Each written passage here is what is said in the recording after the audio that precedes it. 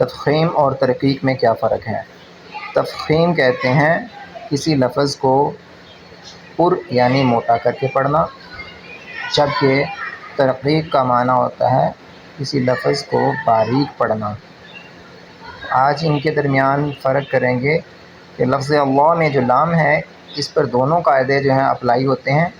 لفظ اللہ کا لام اس سے پہلے زبر ہو یا پیش ہو، لفظ اللہ کے لام کو موٹا پڑھا جائے گا، اور لفظ اللہ کے لام سے پہلے اگر میم ہو تو اسے باریک پڑھا جائے گا۔ کیسے پڑھا جائے گا؟ اگر اللہم، لفظ اللہ کے لام سے پہلے زبر ہے تو موٹا پڑھا گیا۔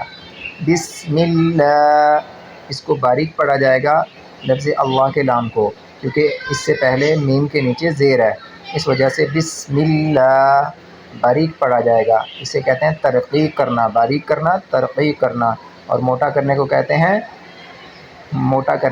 تفخیم کرنا۔